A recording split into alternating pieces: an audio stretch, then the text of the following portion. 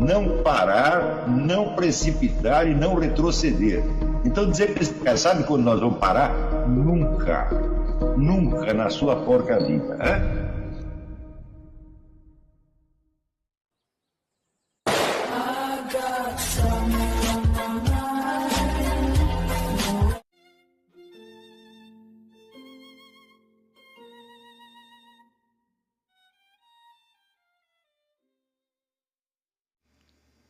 E aí pessoal, tranquilo? Então vem aqui antes do vídeo começar, pedir para vocês se inscreverem, quem não for inscrito, compartilhar, curtir, comentar. Quem puder seja membro do canal, que isso ajuda bastante. Tem também o link do Apoia-se. Quem puder ajudar nosso canal e apoiar financeiramente vai ser muito bem-vindo. Mas o mais importante é transmitir o conteúdo e os conhecimentos do professor Olavo de Carvalho para mais e mais brasileiros. Então compartilhe e ajude aí nossa causa. Muito obrigado a todos os membros, apoiadores do canal. Fico muito feliz. Tenho certeza que a gente está no caminho certo. Então fiquem com o vídeo e até mais. Valeu! Então, o único lugar onde você encontra material sério sobre ciência política é no serviço de inteligência. Claro que o material do serviço de inteligência, 90% permanece guardado. Mas tem um pedacinho que é publicado. Tá certo? E você pode ler. Por exemplo, eu recomendo muito os livros do Vladimir Volkov, que é um cara que passou a vida estudando essas coisas, que escreveu por um belo livro sobre o que é a desinformação, etc. Então são livros técnicos a respeito. Né? Recomendei muito neste mesmo curso o livro do Washington Platt, A Produção de Informações Estratégicas, que é como é que você estuda um assunto e produz um informe, produz um relatório de informações para o serviço secreto. Dá uma estudada ali e você vai ver o que é o método científico em ação. Tá certo? E tendo que acertar. Você vê que erros de serviço de inteligência pode ser um negócio absolutamente catastrófico. Como aconteceu aqui nos Estados Unidos com as famosas armas de destruição em massa do Saddam Hussein. Que havia um informe do Serviço Secreto Britânico de que ele estava cheio de armas de destruição em massa. Foram lá, invadiram, não acharam nada. Na verdade elas existiam, tinham existido e tinham transportado para a Síria, só que ninguém informou. Então os caras foram num lugar, as armas de destruição em massa estão no outro. Então essa é a mesma coisa que diz, olha, a guerra foi inútil, certo? Sob outros pontos de vista não. Quer dizer, derrubar o regime de Saddam Hussein, que já tinha matado 300 mil pessoas, não foi mal. Tá certo? Mas do ponto de vista estratégico foi um desastre, por causa do informe de inteligência errado. Agora, você imagina o que acontece, por exemplo, na pesquisa médica. Um doutor fulano de tal descobre que tal substância, digamos o arroz ou o açúcar, mata pessoas.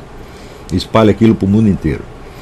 Imediatamente, então, surgem milhões de indústrias de substitutivos do açúcar, do arroz ou do raio que parta. Tá certo? Isso aí se torna um ramo próspero, importante da economia, enquanto todo mundo foge do arroz, do açúcar, etc, etc. Passa 20 anos, vem outro estudo que diz, não é nada disso, o arroz era bom, o açúcar era bom, e assim por diante.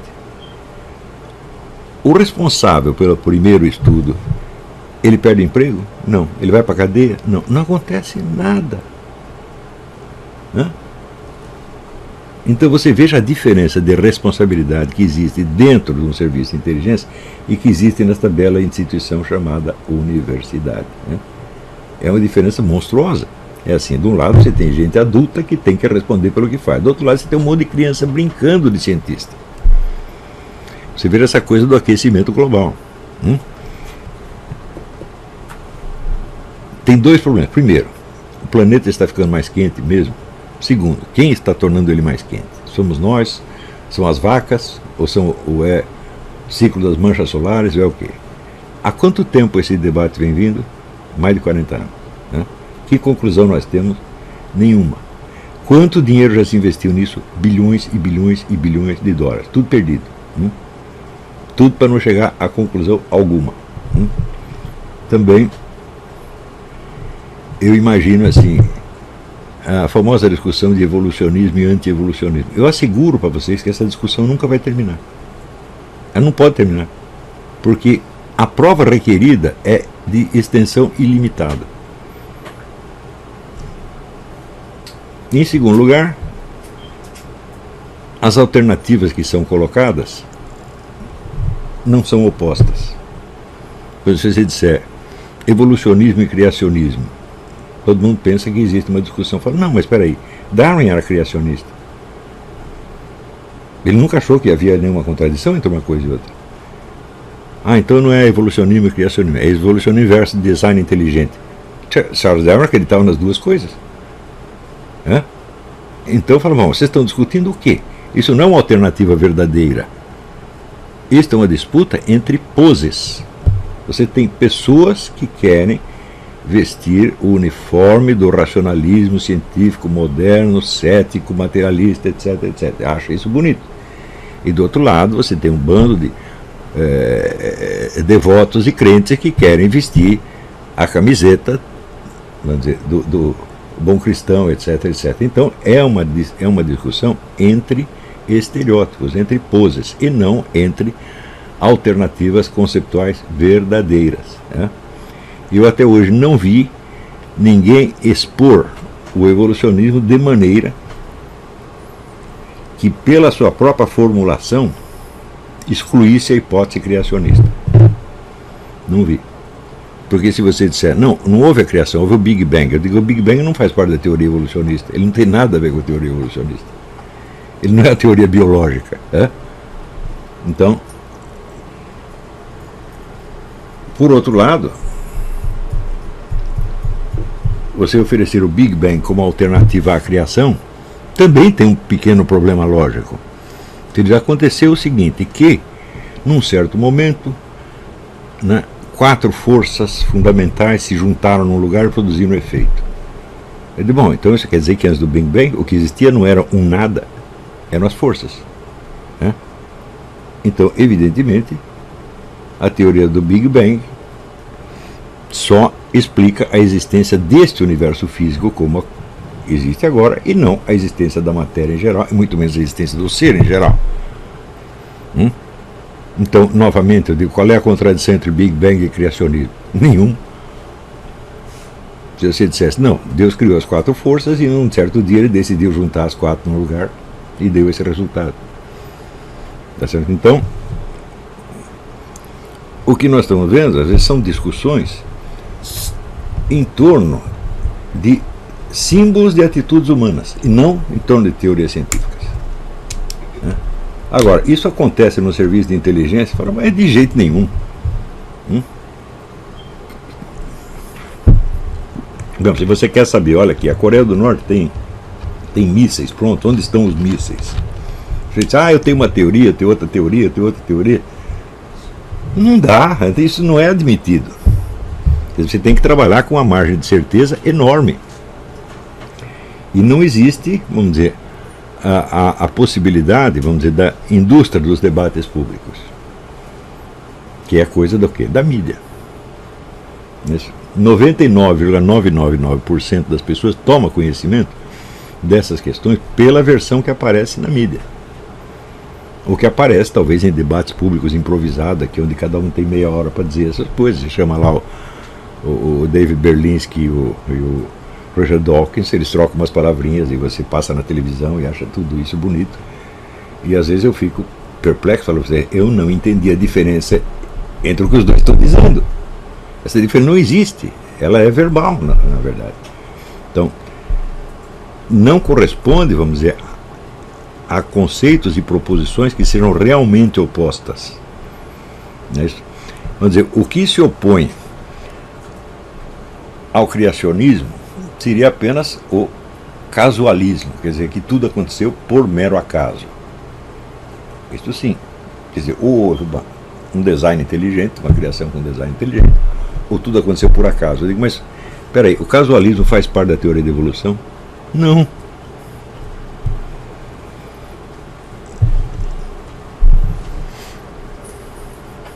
Quer dizer, claro, a teoria da evolução pode ser interpretada de maneira casualista, sem dúvida. E pode ser interpretada de uma maneira que inclui o design inteligente, como o próprio Charles Darwin interpretava. Os parágrafos finais do livro A Origem das Espécies são uma declaração de princípios a favor do design inteligente. Não há a menor dúvida disso. Ele disse, Deus planejou isso assim, assim, assim, assim, assim. planejou as espécies para que elas funcionassem de tal e qual maneira e sofressem tais ou quais modificações por força do ambiente ou de outros fatores. Ele diz isso claramente, portanto, isso é a declaração de design inteligente. Eu digo, bom, mas se o próprio inventor da teoria da evolução acredita na evolução e no design inteligente, então evidentemente ou ele é uma besta quadrada, coisa que não era de maneira alguma, ou então não há uma contradição entre essas duas teorias.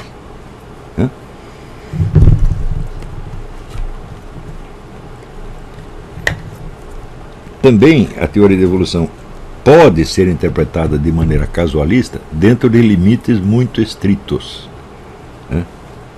Você pode dizer tudo acontece por acaso? Eu digo não, a teoria da evolução ela te dá um algoritmo, uma fórmula das modificações. Então, essa fórmula chama seleção natural. Se é por seleção natural, meu filho, então não é casualista completamente. Então, isso quer dizer, não podemos, de maneira alguma, armar um debate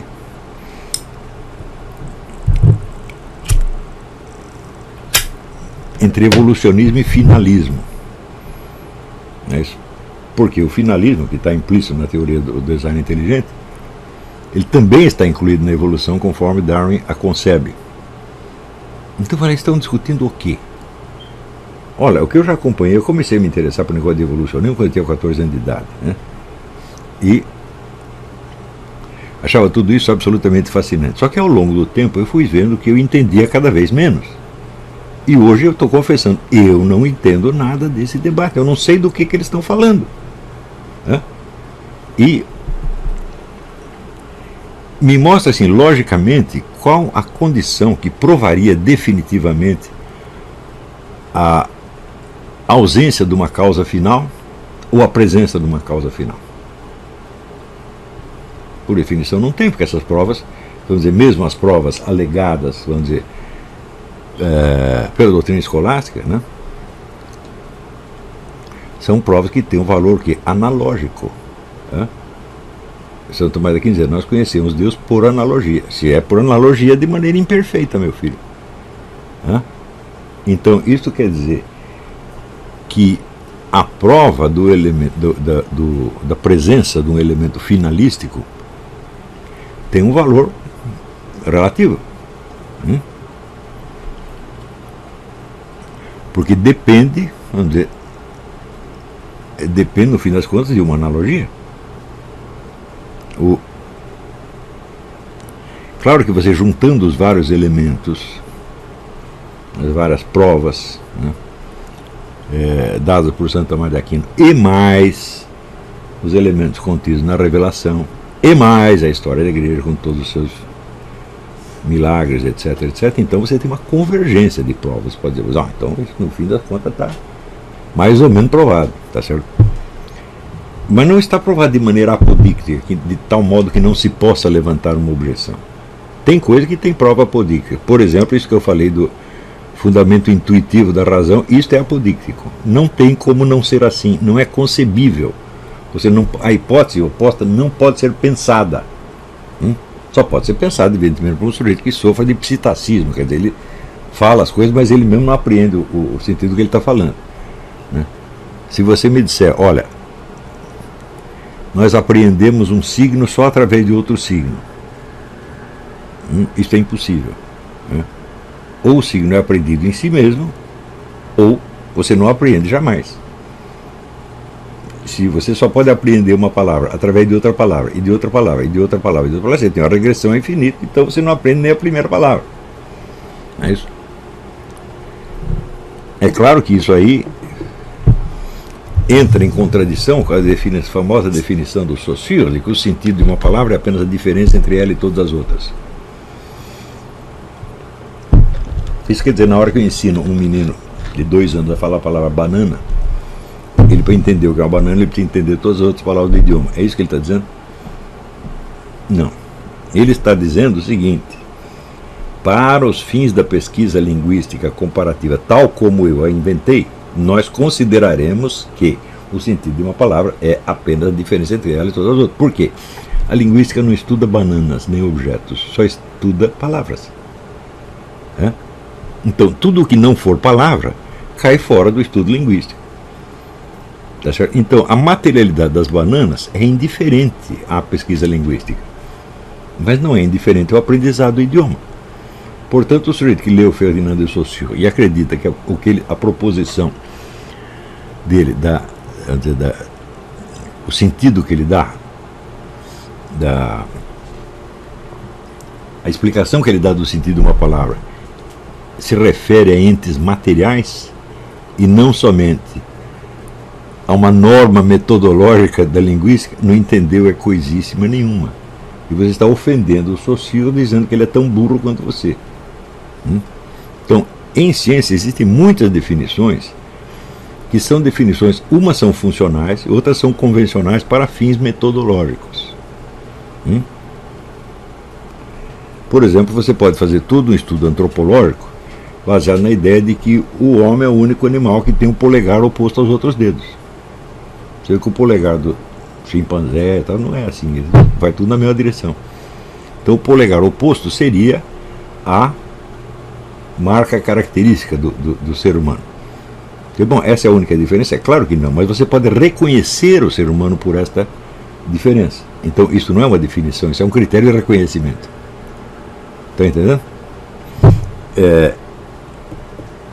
No entanto, na sua formação acadêmica, a maior parte das pessoas não sabe distinguir entre o que é uma definição e o que é um critério de reconhecimento. E faz a confusão o tempo todo. Então,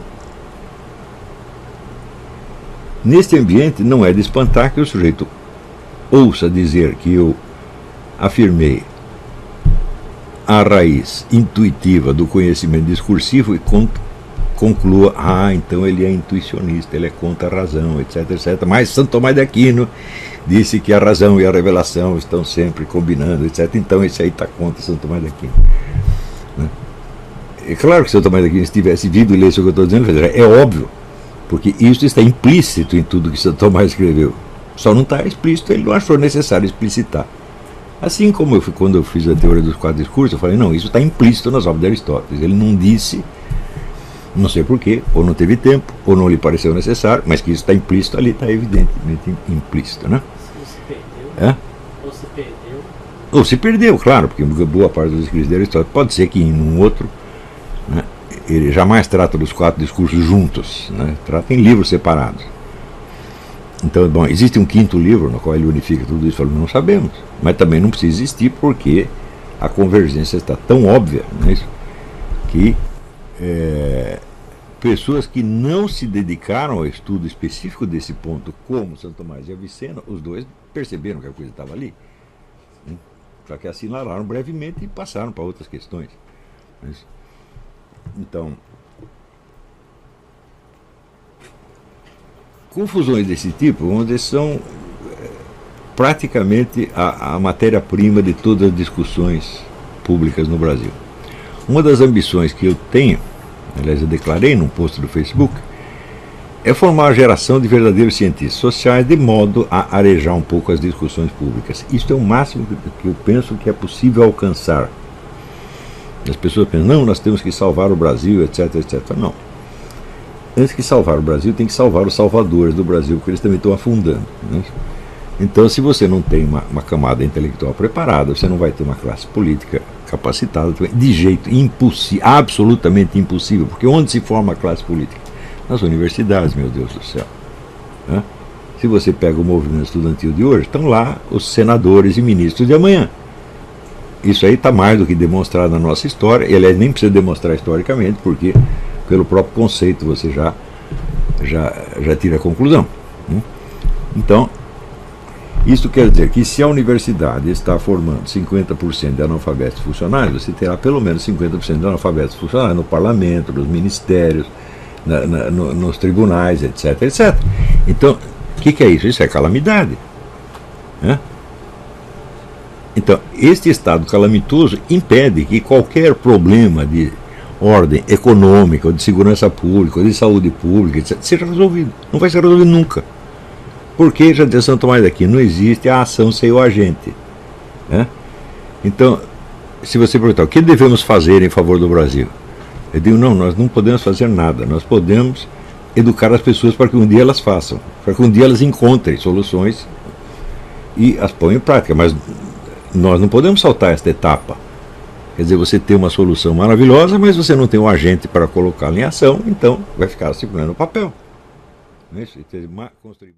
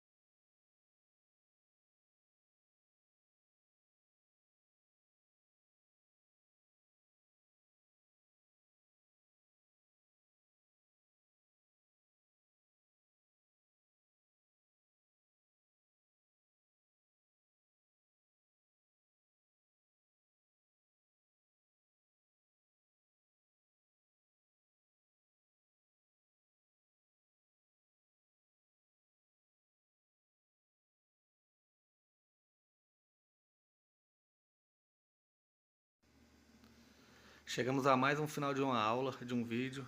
Espero que tenham gostado. Quem não se inscreveu ainda, se inscreva, compartilhe, comente.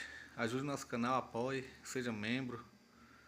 E ajude o nosso canal a chegar a cada dia a mais brasileiros que precisam muito do conhecimento do professor Olavo de Carvalho. Então é isso aí, fique com Deus, até o próximo. Valeu! Então é isso aí, pessoal. Que é o nosso canal. Que são alguns livros que eu já li. A maioria foi doação, mas alguns eu adquiri, professor Olavo de Carvalho. Alguns livros se perderam aí que eu emprestei. Professor Alexandre Costa. A Bíblia Sagrada. 10 lições sobre Karl Marx. Indico a não ler esse livro, que é muito ruim mesmo. Alguns pensadores aqui que realmente, como o professor Olavo de Carvalho disse, não são pensadores. Valeu, tamo junto aí. Apoie nosso canal, seja membro.